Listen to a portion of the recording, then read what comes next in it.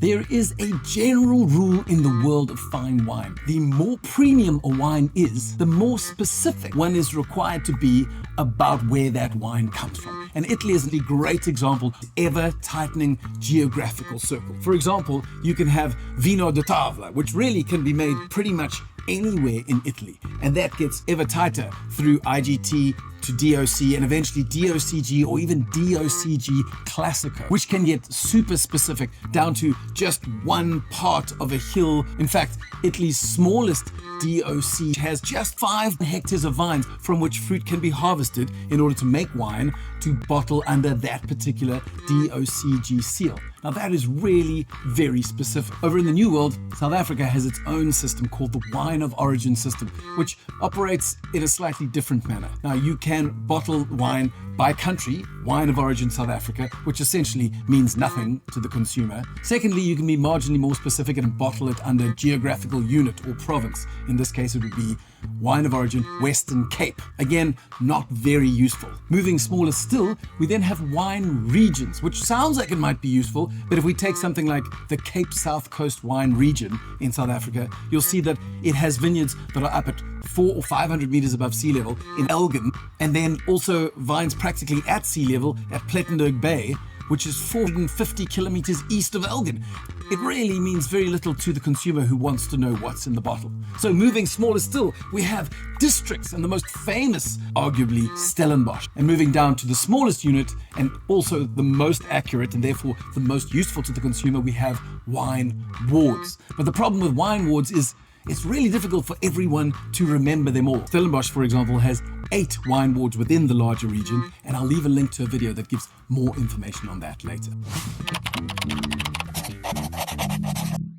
Now, for those of you who want to understand South African wine just a little bit better, when we're talking about the Wine of Origin system, it's worth noting that South Africa has no wine-making technique restrictions or stylistic restrictions, and it definitely has no cultivar restrictions on what type of grapes you can plant where within the Wine of Origin system, which means that the geographical boundaries and features and the weather that they allow or don't allow really are the only distinguishing factors that will help consumers understand what they might get in the bottle. So in the New World, in South Africa specifically, these geographical boundaries are more important than ever. And coming back to it at the beginning, the more premium a wine, the more specific one needs to be about where that wine comes from. Now, this preamble is really just to highlight a rather bizarre state of affairs that occurs in Stellenbosch, where some of Stellenbosch's most established, longest standing, most globally renowned estates fall outside the lines of any official Stellenbosch wine ward. And so, despite being globally renowned and producing very premium wines, they can never be any more specific than to bottle their wines as Wine of Origin Stellenbosch. So in the case of estates like Vergenoegd or Meerlust or Winshaw Vineyards, they find themselves in a very specific geographical microclimate, in this case lying along the Eerste Rivier down on the southern end of Stellenbosch, right near the coast, and yet they still are unable to communicate that on the label. A skeptic might say, but surely Wine of Origin Stellenbosch is specific enough. But you'd be interested to know that Stellenbosch is at least 40 kilometers across and also has vineyards as low as kind of 6 meters above sea level, all the way up to almost 600 meters above sea level. So there are really some wild differences. Now, the reason that we're talking about this unofficial ward around Eerste Rivier is really because today's hand drink solo wine of the day is the Meerlust Estate Red, which is produced using fruit that was grown in this magical little patch of turf around Eerste Rivier. As a side note, if Eerste Rivier were to become an official ward, it would arguably be far more of a coastal appellation than some of South Africa's most famous coastal wards like the Hemel and Aarde Ridge or even a Gullis wine district. Now, if you've been enjoying this video or just want to stay up to speed with South African wine history, wine science, and winemaking trends, then subscribe to the Hand Drink Solo YouTube channel because we have at least 300 of these sorts of videos. And also give us a like because it helps more people to find our content.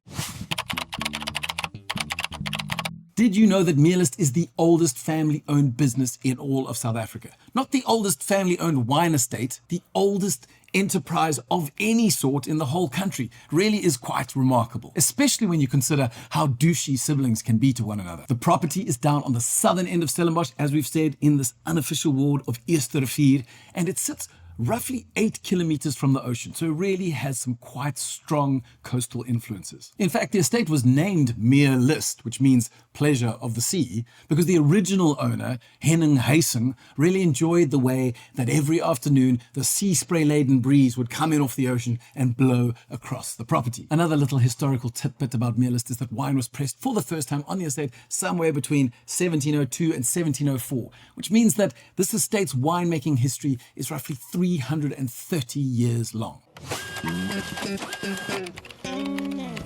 Now, while being really, really old has earned Meerlust a sense of nostalgia, being really, really good has earned it global respect. Meerlust's most famous wine is their Bordeaux blend called the Rubicon. And in fact, it was the first Bordeaux blend ever released in all of South African wine.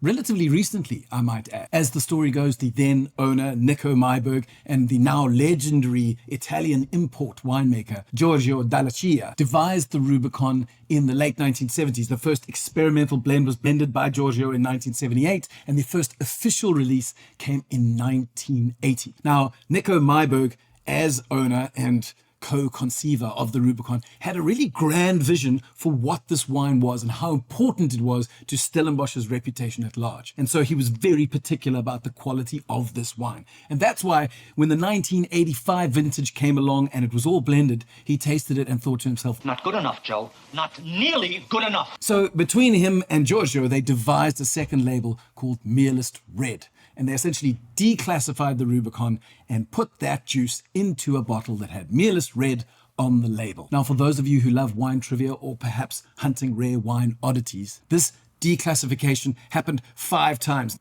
1985, 1990, 2002, 2011, and 2019. So if you ever happen to stumble across one of these vintages of Meerlust Red in a dusty specialist wine store or in someone's cellar, then snap it up, because what you're getting is those same Rubicon vineyards in the bottle, but just with slightly grumpier weather. So does that mean we're drinking Rubicon right now? The short answer is no.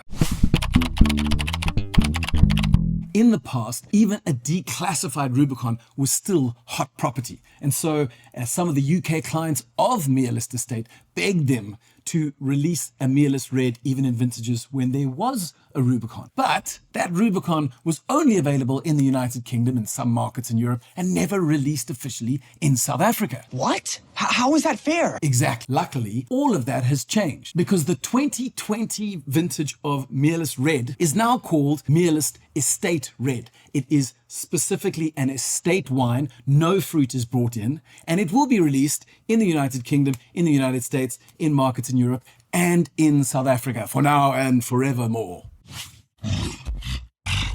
So let's get into the glass and see what this inaugural vintage has for us. When we give it a sniff, well, the nose gives quite a lot away from the start. We know that the Meerlust Estate Red is a Merlot-driven blend that's backed up by Cabernet Franc, Cabernet Sauvignon, and a little splash of Petit Verdot. But it's this dominant Merlot component that really shows itself quite beautifully with some enticing herbal notes. So what we have is lovely sort of sweet basil, touches of menthol, and then there's fennel perhaps, and this beautiful savory kind of mushroom note. These herbal and savory elements really act as complicators over elements of red cherry and slightly deeper, sweeter blackcurrant. When we take a sip, well, we're immediately greeted by some really quite elegant red cherry acidity. And this is backed up by touches of slightly sweeter, slightly deeper black fruit. What starts out as fresh kind of sour cherry shifts into cherry candy and then moves into blackcurrant zone or blackcurrant pastel. We can be pretty sure that that elegant red fruit is driven by Merlot